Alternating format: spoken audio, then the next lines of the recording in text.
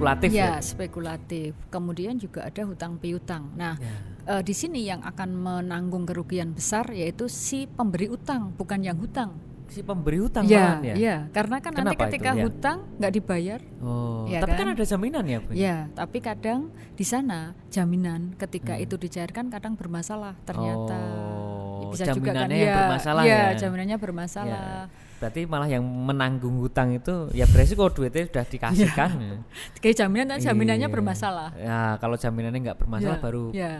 Ya seperti kemarin misalnya ada kasus banyak toh yang Mas Alam juga mungkin sering melihat kasus-kasus seperti itu. Kelihatannya ngasih sepeda motor tapi ternyata jaminannya bermasalah.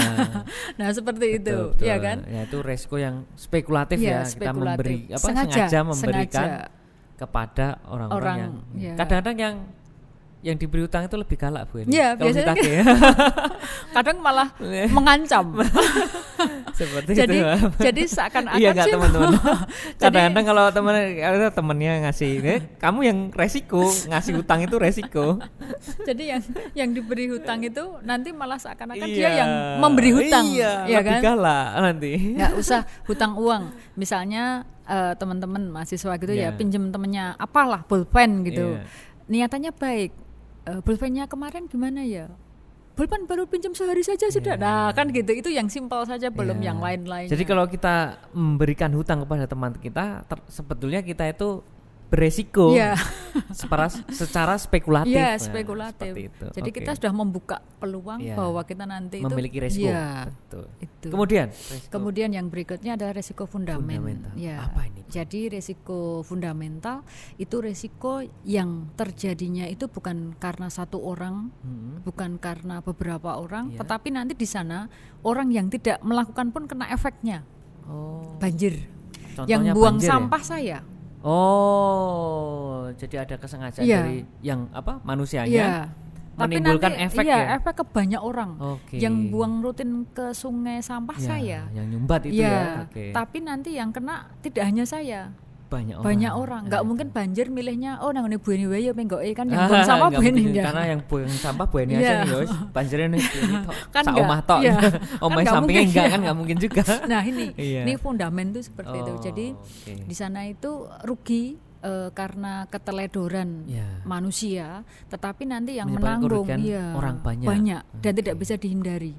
Sama juga ketika ada pengusaha ingin instan, dia nebang pohon, kebakaran di Kalimantan siapa yang nanggung? Apakah hanya pengusahanya saja? Pemerintah juga nanggung, masyarakat di sekitar nanggung karena asapnya itu juga dan kemana-mana. Masyarakat negara lain juga merasakan. Nah ini yang dikatakan di sana sebagai risiko fundamental. Jadi semuanya terdampak karena adanya kegiatan yang dilakukan oleh orang lain yang menimbulkan kerugian.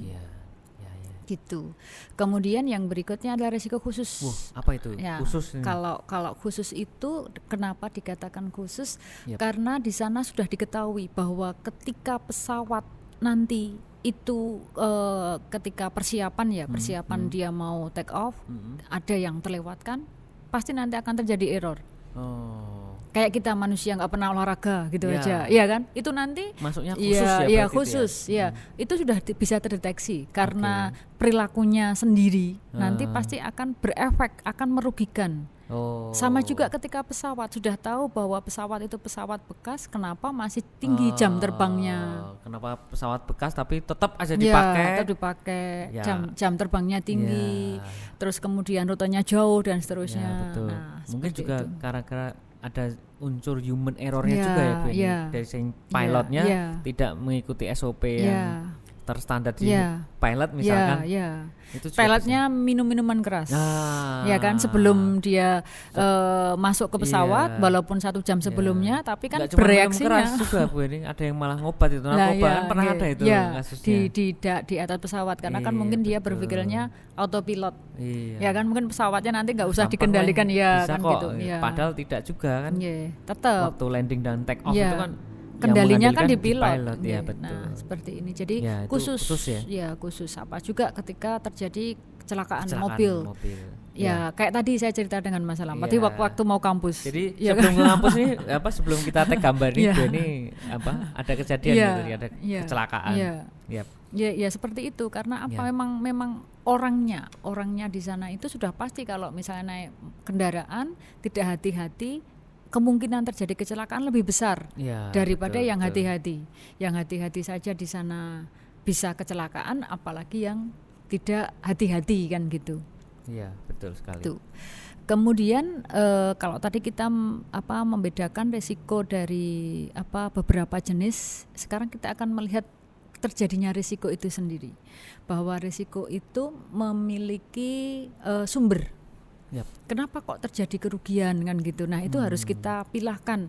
Jadi nanti mahasiswa ketika tahu yang menimbulkan ketidakpastian itu ternyata dari mana sih. Nah mereka juga harus mengupasnya dari situ. Kalau tadi kita bicara tentang jenis-jenis resiko, nah ini sumbernya dari mana? Sumbernya. Betul. Nah sekarang kita harus tahu bahwa resiko itu sumbernya ada dua ya? Yang pertama dari internal perusahaan itu sendiri, yang kedua dari eksternal perusahaan. Nah sehingga ketika kita bicara internal, pasti di sana berkaitan terutama dengan sumber daya, baik sumber daya manusia yang terutama ataupun kapitalnya yang di dalamnya. Jadi ketika manusianya, sumber daya manusianya di sana itu sudah tertata dengan bagus, tapi mesin misalnya kita lihat di pabrik mesinnya tidak pernah diganti, tidak pernah diservis, maintenance-nya nggak jelas kayak gitu ya. Nah ini kan juga menimbulkan kerugian sendiri ya. Resiko-resiko datang dari internalnya sendiri. Internal. Betul. Jadi jangan hanya menyalahkan manusianya. Jadi kadang di sana mesinnya tadi mungkin si owner sendiri ketika diberitahu udah itu masih jalankan aja lah. Jalan kayak yang real yang terjadi itu adalah armada bus. Gimana itu Bu? Armada bus sekarang kan sudah semakin menurun ya para penumpang. Penumpangnya lagi turun sekarang ini. Orang kan tetap lebih nyaman bawa kendaraan sendiri walaupun di sana sepeda motor. Akhirnya apa yang terjadi? Biasanya paling nggak 5 tahun bis itu diganti. Sekarang nggak, tetap dipakai sejalan-jalannya kan gitu. Nah saya pernah suatu saat nyoba kepingin naik bis. Kadang kan dulu pernah naik dari kampus, hujan, bis itu bocor. Bis kok bocor? Ternyata yang bocor tidak hanya rumah bisnya juga kan gitu. Nah itu yang gampang. Terus ini bukan bocor ban loh ya. Tadi saya mikirnya sempat bocor ban. Bukan. Ternyata bocor atapnya. Berarti kan itu sudah terlalu lama tidak di-maintenance. Justru malah gara-gara perusahaan pengen ngirit sih sebenarnya malah bisa menimbulkan kerugian yang lebih besar dan efeknya malah kemana-mana. Jadi kalau kita misalkan punya alat, misalkan bis tadi tidak dirawat dengan tujuan biar keuntungan lebih besar, biar ngirit, justru itu salah, karena itu resikonya jauh lebih besar. Kerugian yang akan dihadapi lebih besar. Nah dulu ketika seperti ini mahasiswa pernah saya ajak yang angkatan lama Mas Alam itu ke pabrik gula Tasik Madu. Nah biar mereka tahu bahwa perusahaan yang baik itu ada maintenance-nya. Nah di sana itu 6 bulan off pabrik, 6 bulan tuh off untuk maintenance mesin yang sekian besarnya tadi, dan 6 bulan benar-benar nggak ada aktivitas giling tebu dan seterusnya. Jadi kita kalau mau usaha juga kita harus tahu tentang mesin-mesin itu butuh seluk-beluk, harus tahu, butuh di manage, butuh di service, jangan terus dijalankan terus kasih kon bikin produksi terus tanpa ada perawatan, malah justru itu nanti terjadi resiko yang lebih besar, karena nanti tiba-tiba mesin mati pas order banyak. Gimana itu? Repot juga. Seperti itu. Betul. Jadi kadang pinter-pinternya kita Bu ini ya. Jadi walaupun di sana sumber dayanya itu smart, tapi ternyata tidak didukung dengan kapitalnya mesinnya tadi. Betul. Tidak ada maintenance. Percuma juga kan gitu. Betul. Dan situasi seperti ini yang harus kita ketahui sejak awal. Makanya kan manajemen risiko ini memanage resiko, memanage kerugian. Jadi kalau kita punya usaha tentang terhadap coffee shop misalnya, itu kan juga ada mesinnya. Nah itu paling tidak juga untuk memanage resikonya kita juga harus tahu seluk-beluknya mesin butuh perawatan berapa kali. Mesin itu harus diapakan. Kalau kita punya bisnis transportasi tadi contohnya bis, itu kita harus tahu bis itu jangan terus nggak pernah dirawat, gitu. di servis rutin, karena untuk meminimalkan kerugian tadi, sehingga bisa dipakai jangka panjang. Kemudian yang berikutnya sumber risiko itu dari eksternal. Nah, ini pasti ada. Kalau tadi kita bicara masalah risiko yang sifatnya tadi kerugian karena terjadinya bencana, ini kan eksternal perusahaan. Seperti sekarang juga COVID, ini kan eksternal perusahaan, bukan risiko dari dalam perusahaan. Jadi perusahaan sekuat apapun, sebesar apapun, sekarang benar-benar itu dari luar ini. COVID ini kan benar-benar dari luar. Dari luar kan? Dari bukan keinginan dari bukan orang dari perusahaan, bukan dari perusahaan, tapi dari luar. Dari luar. Sehingga kalau kita baca banyak perusahaan besar terhempas sekarang tutup, mengurangi dan seterusnya. Itu kan eksternal, benar-benar eksternal itu. Dan eksternalnya itu tanpa bisa diperhitungkan. Karena kalau bisa tiba-tiba datang. Beda hanya dengan kompetitor, walaupun kompetitor juga dari luar, tapi justru malah resiko yang seperti sekarang ini pandemi itu kalau dalam ekonomi dikatakan itu unceteris paribus. Gitu. Apa itu? Nggak bisa ngulang saya. Jadi kan kalau kita bicara ekonomi itu faktor-faktor utama pengendali ekonomi itu dikatakan adalah ceteris paribus. Pengendali ekonomi. Iya, sebenarnya di sana. Nah, ini kondisi pandemi ini yang dikatakan unceteris paribus. Unceteris paribus. Iya. Jadi ceteris paribus itu adalah, masih ingat semuanya teman-teman? Masih ingat ya, saya baru masuk mata kuliah ini. Jadi ceteris paribus itu adalah suatu kondisi di mana kondisi itu dikendalikan oleh faktor-faktor yang sudah bisa kita pastikan. Jadi kita bisa mengendalikan karena sudah hampir pasti. Kalau itu sampai tidak terjadi, akhirnya kendali itu lepas seperti sekarang ini. Betul. Jadi misalnya ceteris paribus itu adalah harga barang lain. Barang lain pasti. Tapi begitu nanti harga barang lain turun, produk kita yang jenis mau nggak mau kan ikut turun harus ikut diturunkan. Kalau nggak turun gitu. Bisa jadi gitu. Nggak laku. Selera konsumen. Betul. Kan, jumlah penduduk semakin banyak jumlah penduduknya di suatu negara, berarti kan kita bisa memproduksi produk kita yang berkaitan lebih banyak. Tapi ketika jumlah penduduknya semakin menurun seperti negara-negara maju kayak Swiss yang piramida terbalik seperti itu, nah otomatis kan kita juga. Sehingga kenapa Indonesia selalu jadi serbuan negara-negara karena penduduknya selalu bertambah terus. Tidak pernah terbalik. Piramidanya nggak pernah terbalik, tapi selalu membentuk piramida terus. Betul. Oke, untuk sumber resiko memang ada dari internal dan dari eksternal. Kemudian kita tadi kan sudah ngupas apa itu resiko. Nah, sekarang kita akan masuk ke mata kuliah ini. Apa itu sebenarnya? Kita tambahkan di sana dengan manajemen. Kalau tadi kan hanya resiko saja Jadi yang kita kupas tadi itu resikonya. Nah, sekarang kita akan bicara kalau ini kita tambahi satu kata, yaitu manajemen resiko. Jadi manajemen risiko itu adalah segala proses kegiatan yang dilakukan di mana di sana semata untuk meminimalkan, jadi memanage, bahkan mencegah terjadinya, terutama risiko itu adalah risiko kerugian yang akan diderita perusahaan. Itu. Jadi memanage, paling enggak mencegah dulu.